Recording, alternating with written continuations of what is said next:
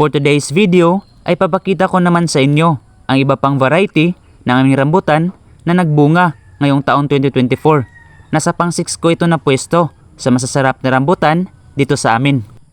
I-harvest ko na ito ngayon dahil paunti-unti nang inuubos ng ibon ang mga hinog na bunga.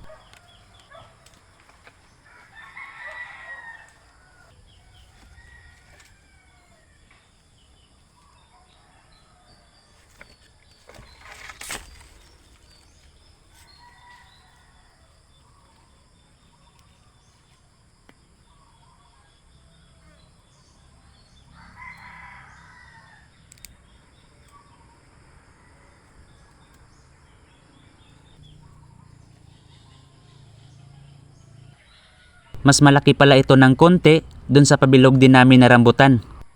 Tingnan ninyo guys, pabilog din ang itsura nitong bunga.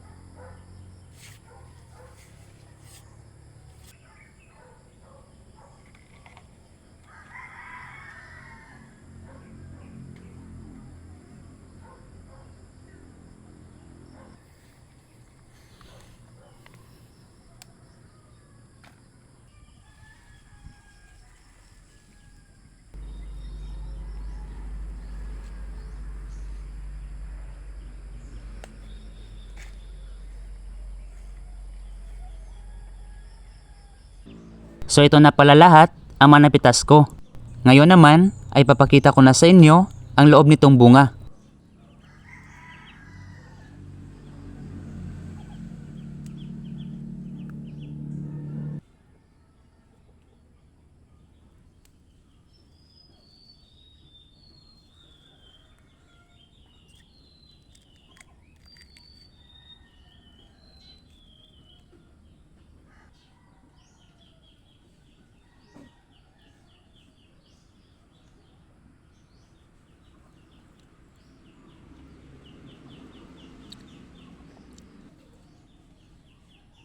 Matamis din ito na tuklapin na may konting lambot sa kanyang laman.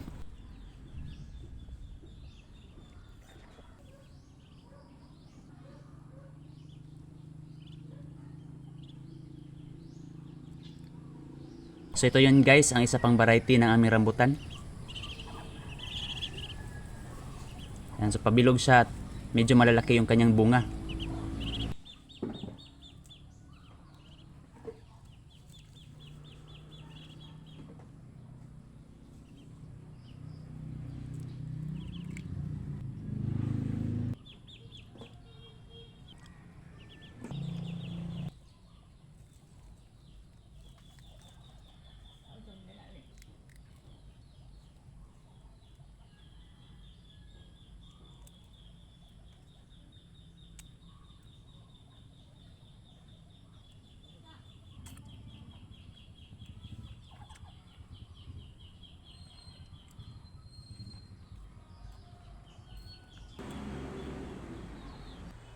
Yan pala guys ang puno na napitasan ko kanina, ang isa pang klase ng aming pabilog at tuklapin na rambutan.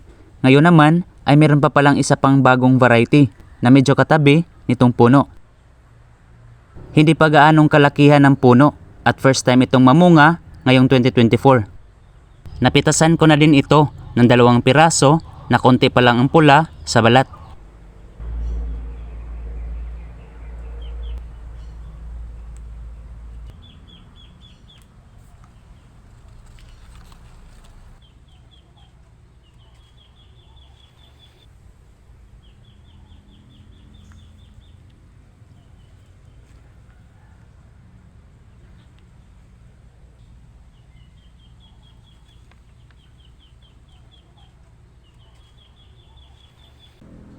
So ito na ang 2 bunga na nakuha ko kanina. Pabilog din ang kanyang hugis at may kakaibang hitsura sa kanyang bunga. Pinitas ko ito na medyo green pa para malaman ko kung talagang matamis.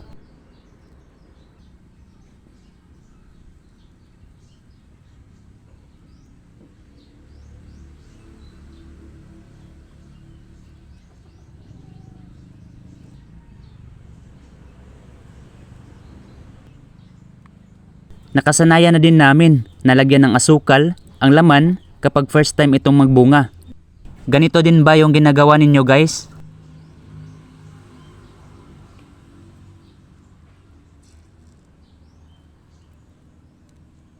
So ayan, makapal pala yung kanyang balat.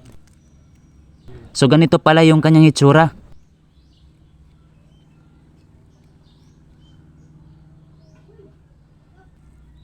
Ayon sa mga sabi-sabi na mas magiging matamis daw ang buong pagbubunga nito kapag sinabayan ng asukal.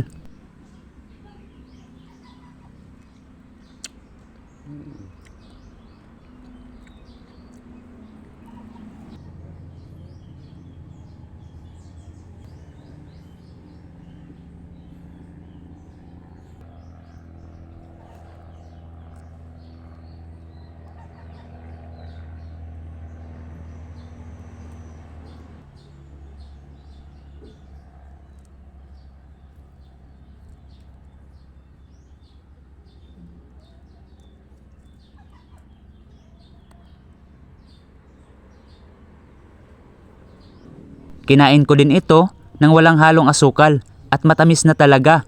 Kaya excited na akong matikman ang full red nito. So ayan guys, ito na yung bagong variety.